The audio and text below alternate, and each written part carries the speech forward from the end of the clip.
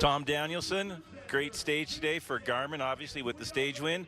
Was it a plan for the team to put big pressure on the peloton and get the win? Yeah, that was the plan, and obviously starting Durango, I was pretty pumped up. Didn't feel anything, and I knew it would be a hard race. I'd raced the Squawker Classic going up the front hill.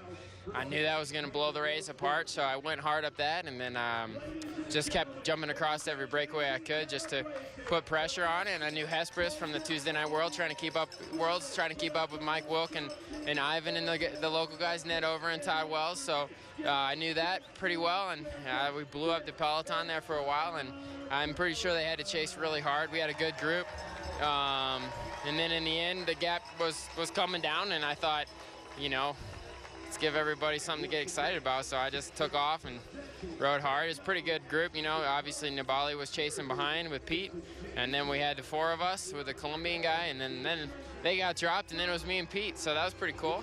And I thought for sure we were going to win the race, but we're just too light, and that descent was too long, or something. I don't know. Everybody went fast from behind. Damn it.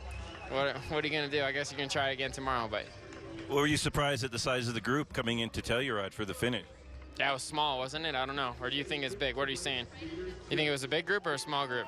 Tyler Farrar was able to hang in there, and generally as a sprinter, it usually takes a bit of a larger group to arrive at the finish line. Yeah, but I don't think any of the other sprinters were there. I was looking at the results, and it looked like a bunch of other guys. So I don't know. It looked like a lot of guys got dropped, but Tyler did a phenomenal ride. Good to see him climb like that.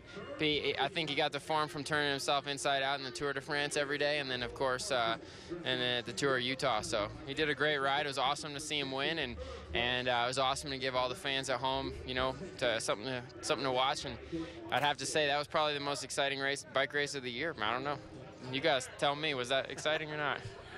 Tomorrow's stage up into Crested Butte turned out to be a GC day last year. Are you expecting attacks on the last climb up to Mount Crested Butte?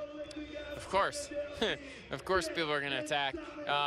It's going to be nastier than last year, because last year's first stage was a downhill prologue, and this year's first stage I'm pretty sure everybody's pretty messed up from. So I think big fireworks tomorrow, and the day after that is Independence Pass, and the day after that's Beaver Creek, and the day after that's a hard stage in the Colorado Springs, and then Flagstaff, and then a time trial. So nowhere to hide, nowhere to rest. This race is tough, and we're going to keep putting pressure on and hopefully win. That'd be cool. All right, Tommy D, best of luck. Thanks, Bob. It's a pleasure being here.